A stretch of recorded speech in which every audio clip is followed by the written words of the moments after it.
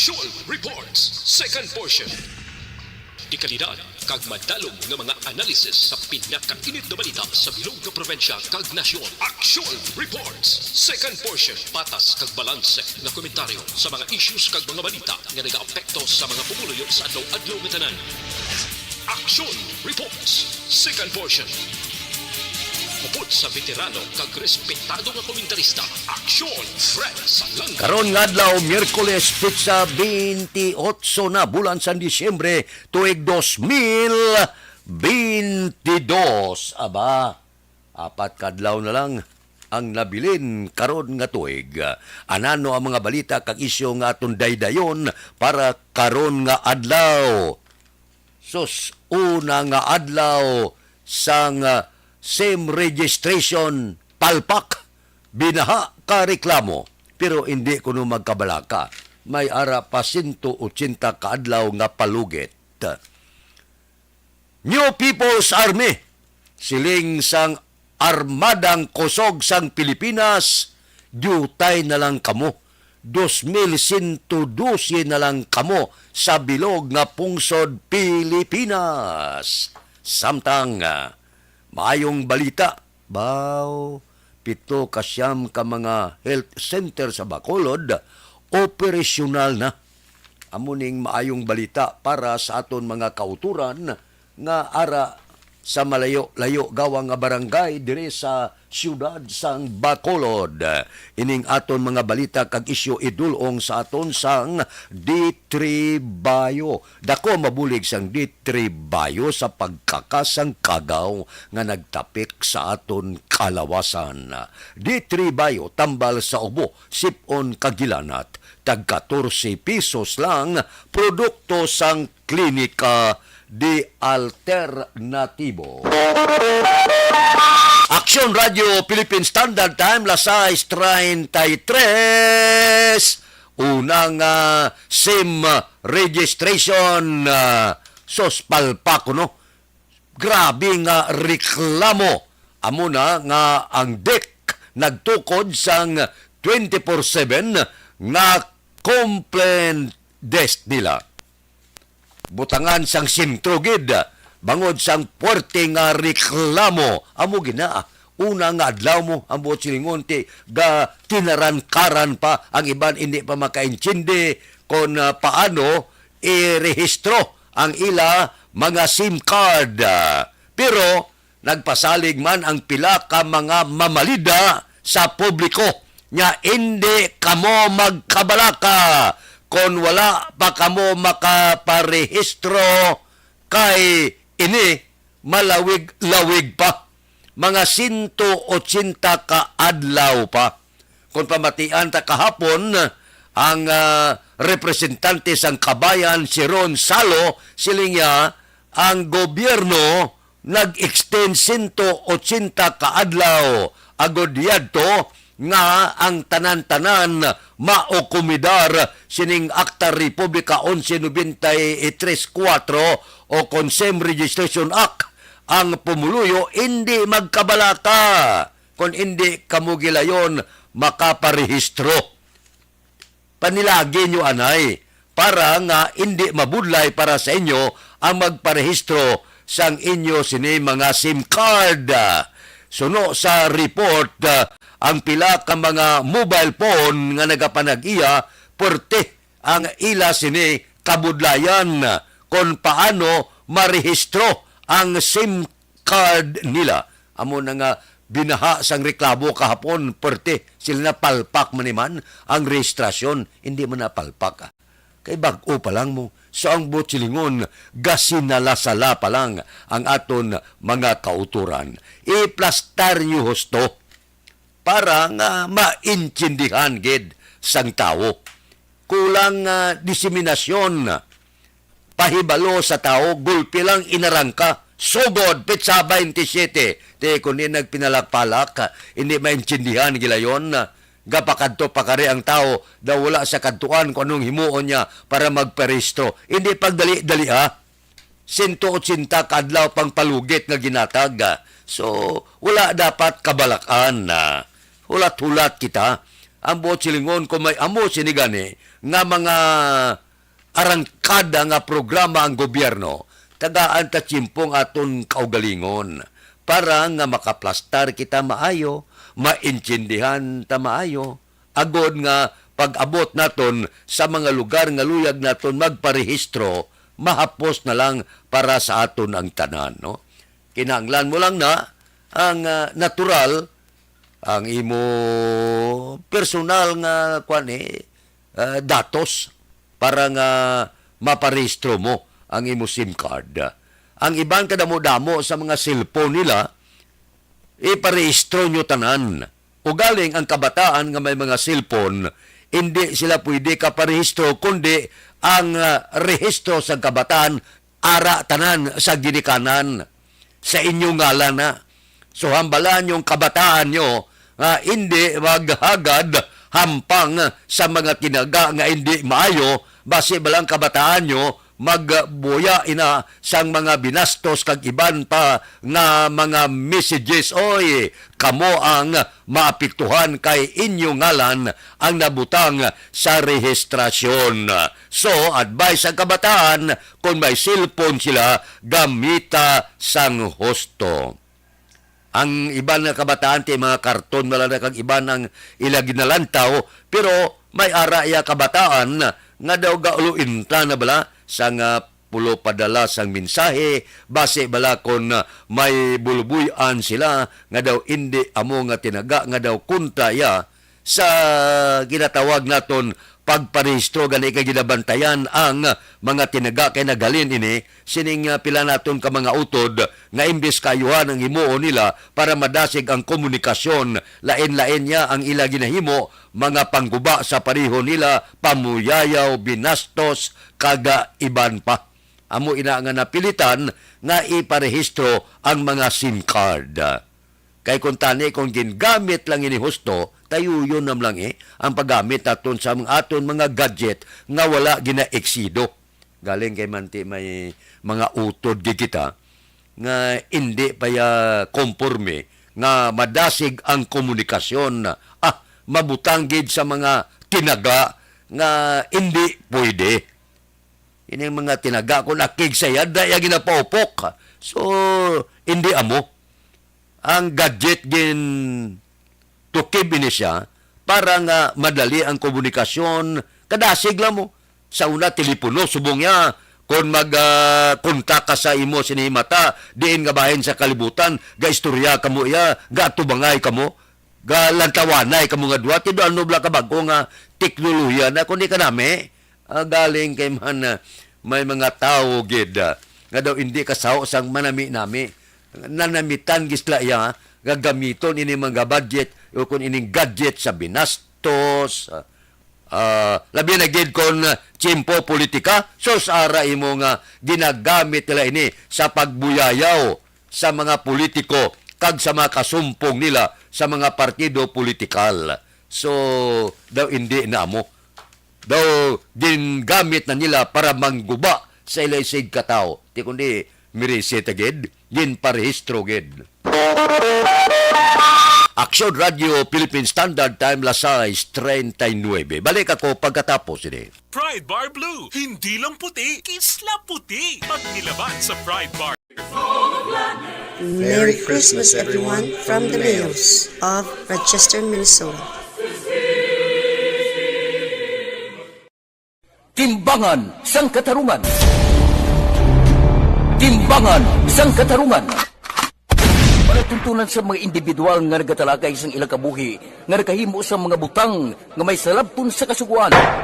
Court is now in session. Pagpangawat, kidnapping, pagpamatay, imoralidad, iligal nga droga kag iban pa nga klase sang krimen. Kalabanan sa ilang nagapating nga makaluwas sa ilang nahimo nga sala, apang ang timbangan sang Katarungan wala nagakatulog. Kag madabat ang sinuman nga matuon nga nakasala, kag mahatagan hustisya ang wala sang sala. Ang tanan, dapat alalangay lang.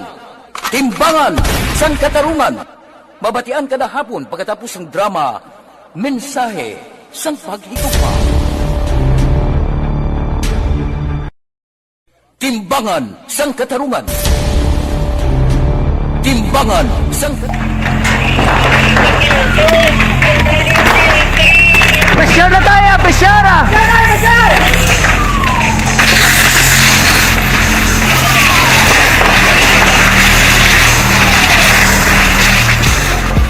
Every day is Fire Prevention Day.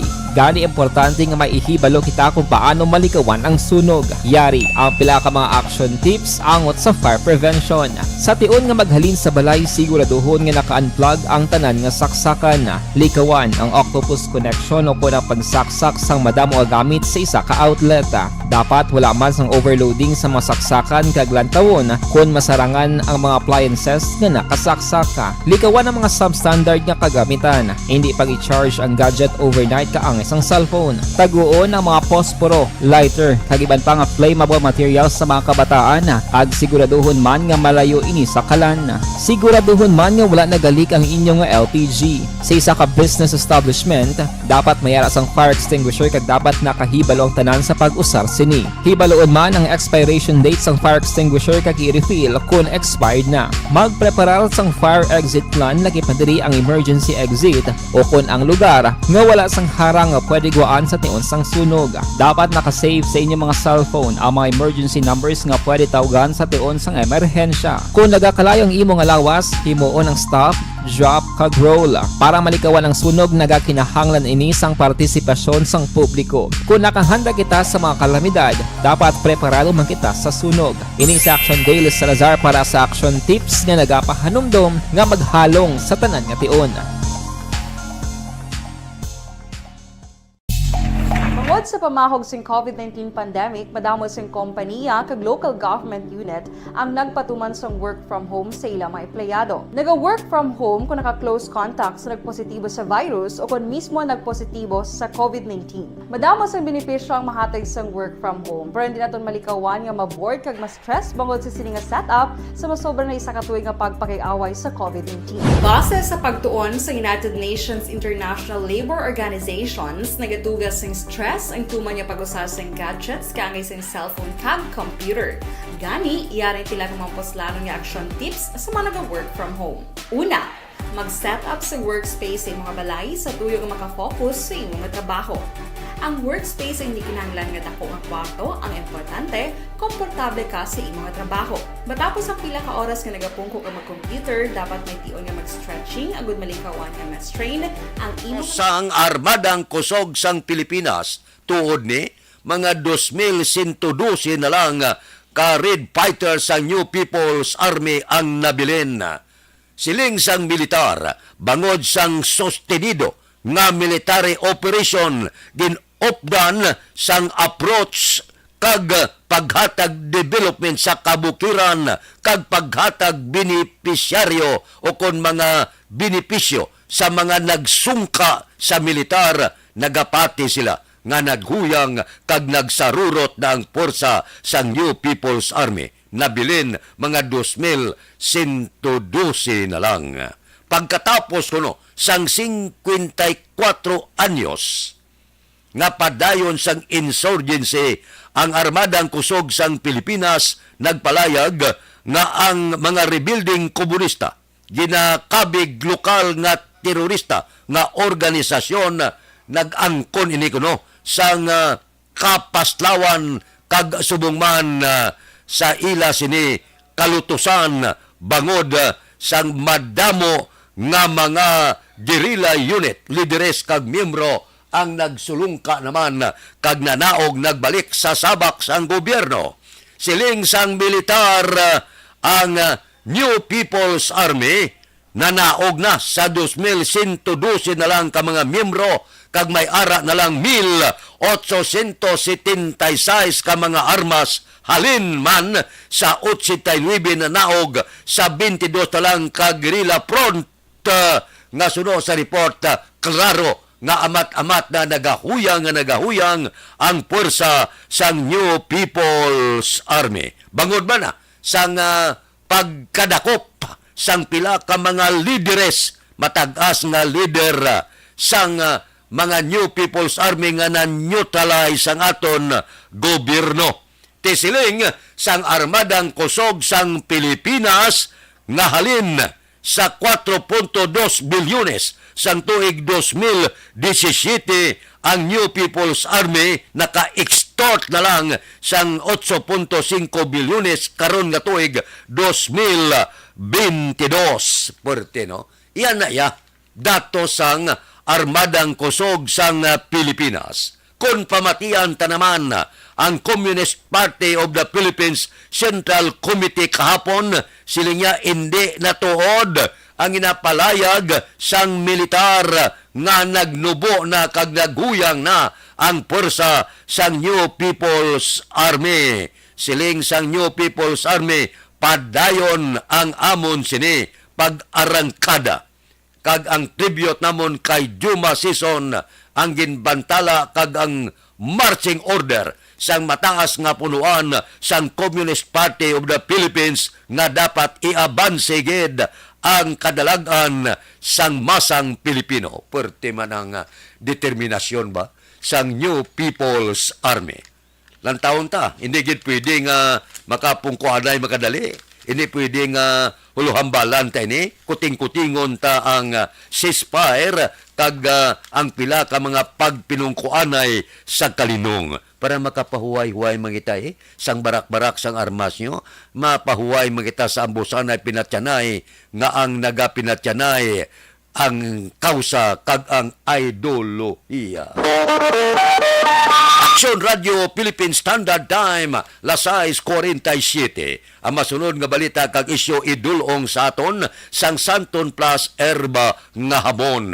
Nagapalumok ini sa inyo panit, nagapahabis ini sang inyo kotes. So gamit na kamo, ipamaskwan nyo ang Santon Plus Erba nga hamon, pariho mo, magapino man ang ilakotes ka magahubin man sila tulukon. Gamit na, pasayluan ng tanan sa Santon Plus Erba nga habon, healthy beauty, affordable pa ang presyo. Aksyon Radio Philippine Standard Time, las 6:48, antes magtakop ang tuig. Madamo sa mga proyekto na nasyonal ang inulot-ulhot lang nga mga uhong diri sa siyudad sa Bacolod. Bago naman, operasyonal na ang 7 sa siyam ka Barangay Health Center diri sa siyudad sa Bacolod. Suno kay Congressman Greg Gasataya ang pundo halin ini sa nasyonal. Suno kay Congressman Greg Gasataya, 7 ka health centers ang natukod na subong nga tuig sa Barangay Punta Taytay, Kabog, Takuling, Villamonte, Mandalagan, Banago, Montevista. Ara na, kag suno kay Congressman Greg Gasataya, padayon pa ang konstruksyon sang 2 ka health center sa Barangay Mansilingan kag Barangay Estepania. Samtang may ara pagid nagapadayon nga konstruksyon ang Sumag Public Market, ginpunduhan man ini sang aton gobyerno nasyonal. 2 ina kapanalgan kag may parking lot pa sa ibabaw sang merkado. Kag madamo pa ang ginadamgo sang tanan nga General Hospital matigayon na posible sa masunod nga tuig. Padayon ang pag-construct sang mga dalanon dire sa siyudad sang Bacolod, Puerto, no? Nga asenso sang siyudad sa Bacolod. Nagaprogress sa Bacolod, bangod depende na mo sa kapisan sang imo sini nga opisyal nasyonal. Kag depende na kung ang lokal nga gobyerno kag ang nasyonal may koordinasyon. Amo na siya nga gasanyog kagadamo lang ang mga proyekto kag ang makabenepisyo sini tawo. Do ano bla na nga may mga ara kaya barangay health center ang Botsilngonte kon gastuhan pagid sang gobyerno lokal sabton yabi dawaton niya ning mga health center nga pundo sa nasyonal, butangan niya tao lokal, mga job order da, maka-create pa siya dugang nga trabaho para sa aton mga kauturan. Kag malapit kung maayo ang mga health center, kumplito sa pasilidad, ti kundi mapo sa mga barangay, mga minor nga mga insidente kag aksidente, gulpi lang may dalaan ka dito ya, may ara ka gilayon, tambal, sa mga health center nga ni masyado ka mga mapuslanon nga mga bagay para dire sa aton sa syudad sang Bacolod.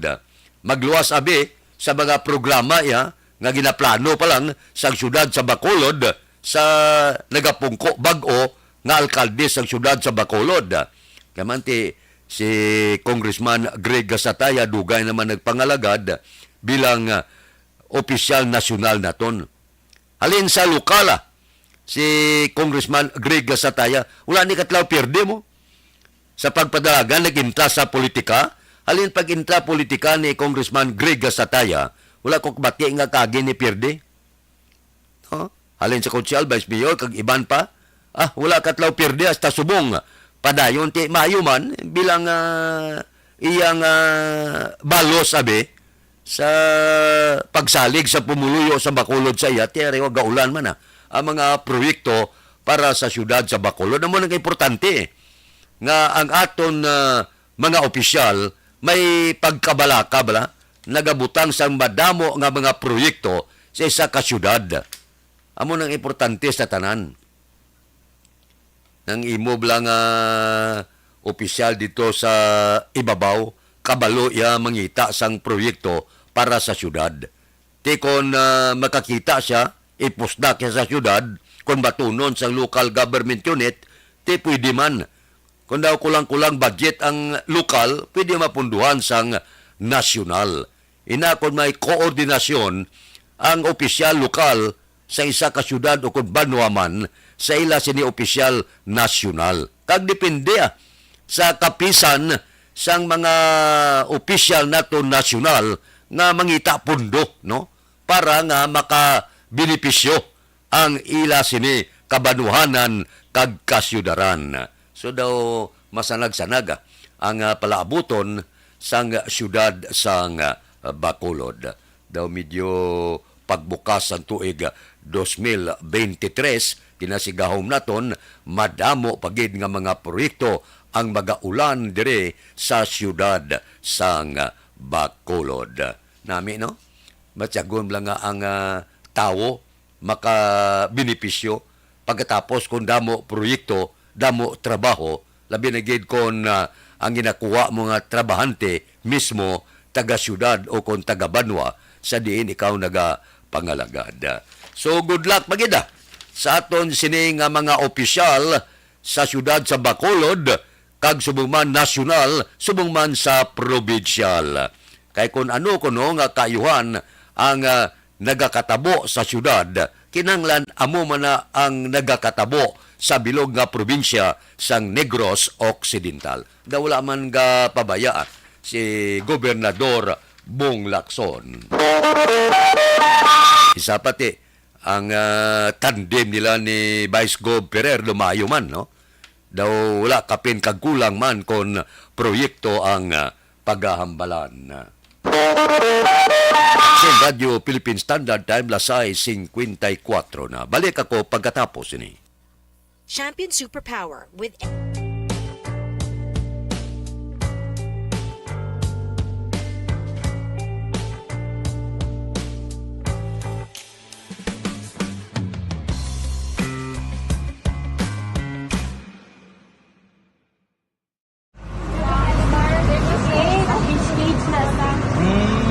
For every shared story is an inspiration for many.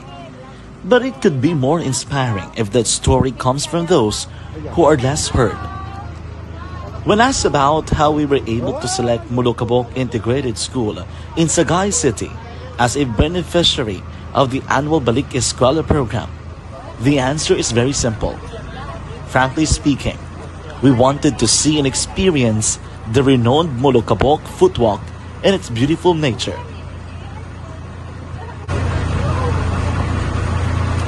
Upon entering the school, we were welcomed by beautiful smiles and warm hearts, silently expressing their gratitudes. At the venue, learners and teachers who are working hand in hand for a better future are excited to enjoy and participate. Parents are also lining up to avail free medical checkup and medicines.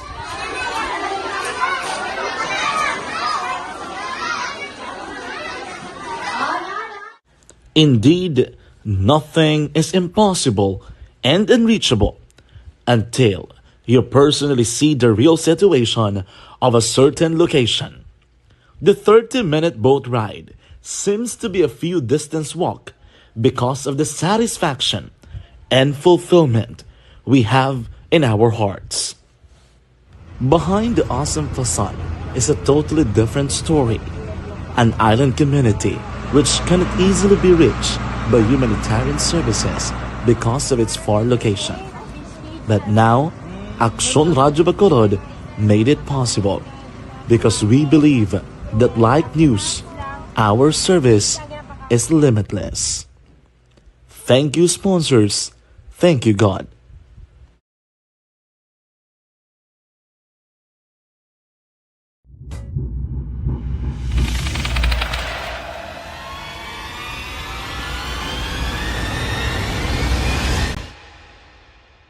Umbra! Umbra! Mga misteryo, katingalahan, pantasya, kagkatanagaan sa likod sang mga langit. Mga kasaysayan sa dupa, subong kag mahimo sa palabuto, katulad sa mga Pinoy legendary story. Aswang, manananggal, amaranhit, tiktik, tayho, kamang-kama, kag mga duwende, Maria Makining kag bruha sa kuweba, magkapala nindog balahibo kag makakala. Time, lasay 57 na, standby na, sa aton Aksyon Balita Morning Edition. Upod kita kay Aksyon Boy Duran kag Aksyon Dorel Cabato. Aksyon Fred Salanga, una sa balita, una sa aksyon, sa Bacolod, Aksyon Radio.